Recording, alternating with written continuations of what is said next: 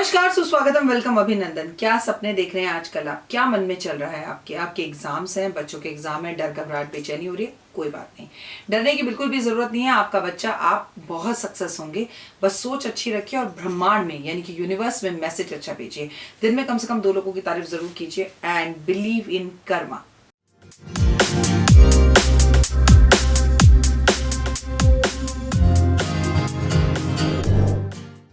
नमस्कार, सुस्वागतम, वेलकम, अभिनंदन। मैं हूं डॉक्टर वायरा की आप लोगों का स्वागत अभिनंदन करती हूँ। ओए होए, क्या दिन थे पहले नाड़ी पकड़कर रोग बता देते थे। 1000 टेस्ट के बाद भी रोग नहीं बता पाते।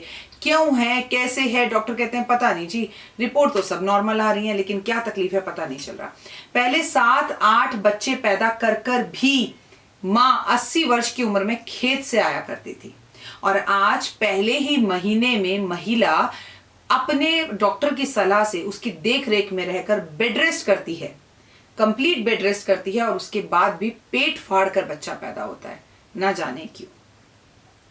पहले काले गुड़ की मिठाई ठोक ठोक कर खाते थे और मस्त बिंदास होके गर्म दूध पीकर सो जाते थे, और अब खाने से पहले शुगर की दवाई खानी पड़ती है, और कुछ भी मीठा खाने से पहले शुगर ही आपके घर पे दस्तक दे देती है। ना जाने क्यों। पहले बुजुर्गों के घुटनों में भी दर्द नहीं हुआ करता था, और अब जवान तो छोड़िए, बच्चों के घुटनों में भी दर्द हो रहा है। ना जाने क्यों।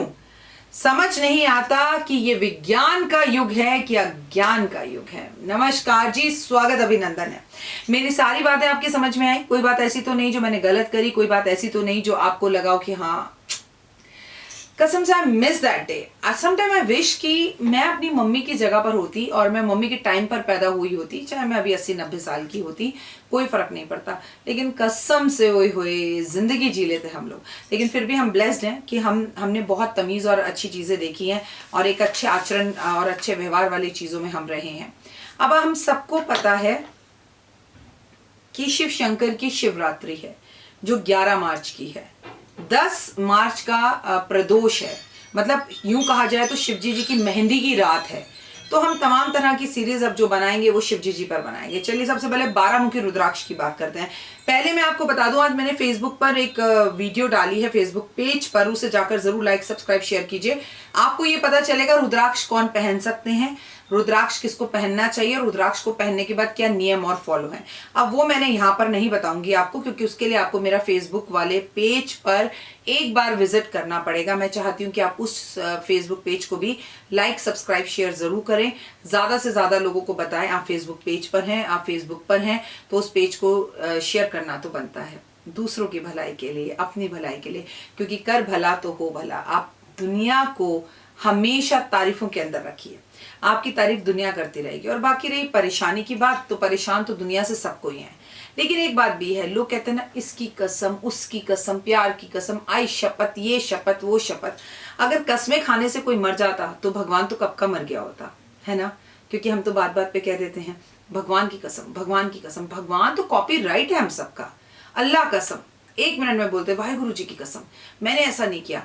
क्योंकि अपनी गलती को करने के बाद उसे छुपाने के लिए हम किसी भी हद तक गिर सकते हैं, लेकिन दुनिया की झूठे कस्में खाकर, अपने बच्चों की झूठी कस्में खाकर हम खुद को महान साबित करते हैं। लेकिन मजाल है जो हम ये कह दें, यार सॉरी, मैंने की थी तेरी बुराई, सॉरी, गलती हो गई। हाँ, हो गया यार, इंसान गुस्सा आ रहा था, तूने भी तो ऐसे बोला तो मैंने भी बोल दिया। ये क्यों नहीं कह पाते हम? क्यों अपनी गलतियों को मान नहीं पाते हम? क्यों अपनी ईगो सर्टिफाइड करना चाहते हैं, सर्टिफिकेशन में लाना चाहते हैं? क्यों अपनी ईगो को ऊपर रखना चाहते हैं? क्यों हमें अपने आगे कोई और संसार में समझ नहीं आता? क्यों हम अपने आप को बेस्ट समझते हैं? क्यों हम रिश्तों को खोकर संसार में अकेले रहना चाहते हैं? क्यों हमें लगता है कि व्हाई शुड आई, जब वो बात नहीं कर रही तो मैं क्यों करूं, मुझे क्या जरूरत पड़ी है? अरे आप यकीन नहीं मानेंगे, 2 बार, मैक्सिमम लोग तो ऐसे नहीं है, मैं आपसे झूठ क्यों बोलूं, बट कुछ ऐसे महान लोग भी हमें मिलते हैं। 2 बार उनके व्हाट्सएप का जवाब मत दो तो उनकी बोलने की टोन बदल जाती है, और जितनी बदतमीजी वो पूजा से कर सकते हैं, यश से कर सकते हैं, इनफैक्ट मेरे से कर सकते हैं, वो करने लगते हैं। आप ये समझिए कि अगर कोई इंसान आपका फोन काट रहा है, ये जवाब नहीं दे पा रहा है, it may be a lunch time, it may be office closed, it may be anything else, एक प्यारा सा वॉइस मैसेज दे दीजिए कि I want to take appointment, I want to talk to doctor वायराकी, आपके पास जब समय हो संपर्क जरूर करें। ओए होए, ऐसा मीठा मीठी वाणी सुनकर कोई बेवकूफ़ी होगा जो आपसे संपर्क नहीं करेगा, मुझे दिल पर रखकर हाथ बताइएगा। लेकिन तो ओए होए तेरी मेरी पे लोग ऐसे पहुंच जाते हैं जब लोगों को रिप्लाई ना करो। तो ऐसे लोग क्या जीवन में रुद्राक्ष पहनने से भी अपना भला कर पाएंगे? तो जवाब है नहीं। वैसे ये मेरी खुद की पर्सनल सोच है, ये मेरी खुद का पर्सनल अनुभव है, ये मेरी खुद की पर्सनल समझ है। वैसे एक रुद्राक्ष है, पांचमुखी रुद्राक्ष, जिसे कोई भी पहन सकता है, लेकिन मेरा मानना यह है कि जिस तारीख पर आपका जन्म हुआ है, जैसे अगर आपका जन्म 15 अगस्त को हुआ है तो आपको 6 मुखी रुद्राक्ष पहनना चाहिए। अगर आपका जन्म 1 जनवरी को हुआ है तो आपको 1 मुखी रुद्राक्ष पहनना चाहिए। अगर आपका जन्म 5 फरवरी को हुआ है तो आपको 5 मुखी रुद्राक्ष पहनना चाहिए। अभी तक आप मेरा मतलब समझ गए कि अगर आपका जन्म 12 नवंबर को हुआ है तो आपको 3 मुखी रुद्राक्ष पहनना चाहिए। कहने का मतलब ये है कि जिस तारीख पर आपका जन्म हुआ है आपको उस तारीख का उस नंबर को जोड़कर वो रुद्राक्ष पहनना चाहिए।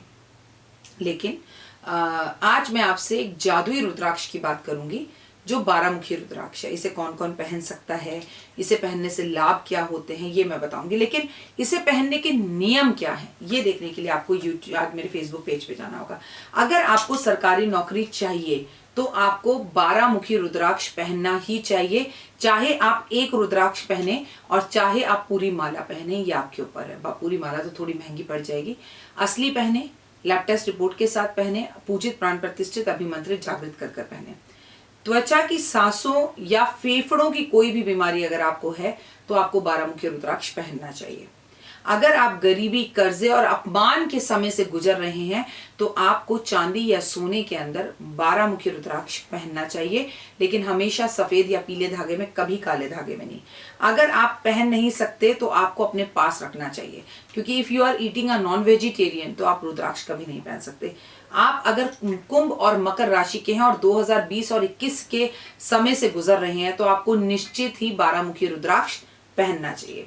आपका व्यापार, ऑफिस अगर अच्छा नहीं चल रहा, इंक्रीमेंट या प्रमोशन नहीं मिल रहा, या ऑफिस में बहुत तरह की परेशानी आ रही है तो आपको 12 मुखी रुद्राक्ष पहनना ही चाहिए। अगर आप भोजन का कोई भी काम करते हैं, आपका रेस्टोरेंट है, आपका टिफिन का काम है, तो आपको अपनी रसोई में भी 12 मुखी रुद्राक्ष लटकाना चाहिए। ओम ओमकाराय नमः का जाप करना चाहिए। अगर आप 12 मुखी रुद्राक्ष दान करते हैं शिवरात्रि वाले दिन तो आप होते हैं मालामाल, यानी कि लाल धागे के अंदर बना के इस रुद्राक्ष को ब्राह्मण के गले में जरूर पहनाएं। अपनी ममता, अपनी कोई भी आपकी ममता है, आपका बच्चा है, पढ़ाई में उसका मन नहीं लग रहा, वो आपसे डिस्ट्रैक्ट हो रहा है, वो गलत राह की तरफ चल रहा है, तो उसको आपको 12 मुखी रुद्राक्ष पहनाना चाहिए। अगर आपकी कोई मन्नत है तो मन्नत मांग लीजिए भोले शंकर से, और जब आपकी मन्नत पूरी हो जाए तो आपको शंकर भगवान के शिवलिंग पर 12 मुखी रुद्राक्ष का एक दाना आपको लाल धागे के अंदर पहनाकर शिव जी को आना चाहिए। रुद्राक्ष बेटी या बहू को जरूर देना चाहिए जब आप उसकी डोली विदा कर रहे हो, चाहे वो पहने ना पहने, लेकिन उसे अपनी तिजोरी में जरूर रखे। 12 मुखी रुद्राक्ष घर के हर तरह के वास्तु दोष को खत्म करता है। अगर आप इसे लाल रंग के धागे के अंदर मुख्य दरवाजे पर बांध देते हैं कुछ इस तरह से कि इसे कोई और उतार ना सके। रुद्राक्ष घिस कर, एक 12 मुखी रुद्राक्ष घिस कर उसका टीका लगाने से रोज अपने माथे पर आपकी सेहत अच्छी होती है और सब लोग जो दुनिया में आपको जानते हैं वो आपकी ओर आकर्षित होते हैं, उनका वशीकरण हो जाता है, उनको आपकी हर बात अच्छी लगती है। घुमा फिराकर रुद्राक्ष आपको जरूर पहनना चाहिए, लेकिन आज रुद्राक्ष पहनने से, पूजा पाठ करने से, दान पुण्य करने से, ये उपाय करने से, वो उपाय करने से, सबसे पहले मैं आपको बात बताऊंगी कि आप जो भी उपाय, जो भी काम, जो भी चीजें करते हैं उसके अंदर आपका विश्वास होना चाहिए, तो परिवर्तन होता है आपके जीवन में, आपके जीवन में बदलाव आपको दिखाई देता है। और अगर आपको यकीन ना हो तो आप मेरे YouTube पर जाकर कमेंट्स पढ़िए, पुराने से पुरानी वीडियो के और नए से नए के। लोगों की लाइफ में परिवर्तन हो रहा है, लोगों की लाइफ में चेंजेस दिख रहे हैं, लोगों की लाइफ बदल रही है, लेकिन लोग खुद गलत कर्म करते हैं। अब मैं आपसे एक छोटी सी बात करना चाहती हूँ, प्लीज, ये रुद्राक्ष से भी जरूरी महत्वपूर्ण जानकारी मैं आज आपको दे रही हूँ। अगर आप ऐसा कर रहे हैं तो आप अपनी मौत खराब कर रहे हैं। अगर अपनी मौत सही करनी है आपको, मरने के बाद आपको लगता है कि आपका जीवन सही रहे, तो मेरी इस बात को टिल एंड तक जरूर सुनिएगा। सिर्फ 1 मिनट लूंगी आपका। आपको करना क्या है, मेरे पास कुछ दिन पहले पति पत्नी आए। पूजा ने पत्नी से डेट ऑफ बर्थ पूछी तो पत्नी ने कह दिया मुझे अपनी डेट ऑफ बर्थ पता नहीं है, राखी मैम से कह दो हम टैरो करवाएंगे, क्योंकि मेरे पास एक क्लाइंट बैठा था, वो बाहर बैठे थे। लेकिन 2 मिनट बाद पूजा मेरे पास आई और मेरे कान में कुछ बोलने लग गई। क्योंकि क्लाइंट सामने बैठा था तो मैंने पूजा से कहा ऐसा नहीं करते, बाद में बात करेंगे। मैंने पूजा से कहा उन क्लाइंट को 2 मिनट रोको और फिर मुझसे बात करो। ये क्लाइंट उठकर चले गए, वो क्लाइंट आकर कुर्सी पर बैठे। तो मैंने कहा हाँ। तो इस बीच में पूजा ने मुझे बताया कि वो मैम ये कह रही है मेरी डेट ऑफ बर्थ तो मुझे पता है, लेकिन मेरे पति को मेरी डेट ऑफ बर्थ असली नहीं पता। ठीक है, मैं उनका नाम नहीं ले रही, मैं किसी के लिए कुछ नहीं कहना चाहती, लेकिन मेरे पति को ये पता है कि मैं 2 साल छोटी हूँ, जबकि मैं अपने पति से 3 साल बड़ी हूँ। आप मैम से कहो ये डेट ऑफ बर्थ डाल लें और अपने आप देख लें, लेकिन मेरे पति के सामने डेट ऑफ बर्थ ना बोले। क्योंकि जब भी कोई शख्स मेरे सामने बैठा होता है, मैं कुंडली में जब उसकी डेट ऑफ बर्थ डालती हूँ तो उसको डेट ऑफ बर्थ पढ़कर बताती हूँ कि यही है ना आपकी डेट ऑफ बर्थ। क्यों, हमारे डालने में भी गलती हो सकती है ना, इंसान है हम लोग। तो मैंने कहा ठीक है कोई प्रॉब्लम नहीं, मैंने उन्हें बता दिया। उनके जाने के बाद उस रात मुझे पूरी रात नींद नहीं आई। बताइए क्यों? वो औरत दिल्ली से बाहर से आई थी। अब भगवान ना करे कि वो महिला यहाँ से वापस जाते वक्त, वो तो खैर सुरक्षित अपने घर पहुंच गई, गुजर जाए, उनकी डेथ हो जाए। वो तो मर गई। उनके हस्बैंड जब उनका दाह संस्कार करेंगे तो पंडित उनसे पूछेगा कि आपकी वाइफ की डेट ऑफ बर्थ क्या है, तो वो बताएंगे ये डेट ऑफ बर्थ है। तो जब वो डेट ऑफ बर्थ बताएंगे तो नक्षत्र गलत निकलेगा, उस नक्षत्र के अनुसार वो उनकी पूजा कर देंगे और डेथ सर्टिफिकेट पे लिख दिया जाएगा कि फलाना बंदा इतने साल से लेके इतने साल तक जिया। तो आपने तो अपना मरना भी खराब कर दिया, क्योंकि गलत नक्षत्र में आपकी पूजा हुई। आप मरकर थोड़ी अपने पति को बताने आएंगे कि सुनो ये मेरी डेट ऑफ बर्थ नहीं है, मेरी असली डेट ऑफ बर्थ ये है और मेरा नक्षत्र ये है, इस हिसाब से मेरी पूजा कराना। कई बार सर्कमस्टांसेस ऐसे होते हैं कि हमें अपने जीवन साथी से झूठ बोलना पड़ता है। होता है, मैं समझती हूँ, मैं जानती हूँ, मैं मानती हूँ, लेकिन आप अपनी डायरी के अंदर या अपनी किसी खास सहेली को या अपने घर में किसी को बता कर जाएं और हिम्मत कर शादी के कुछ साल बाद अपने पति को ये सच बता दें कि this is not my date of birth, my date of birth is this. क्योंकि कम से कम आपके मरने के बाद आपका मरना खराब ना हो।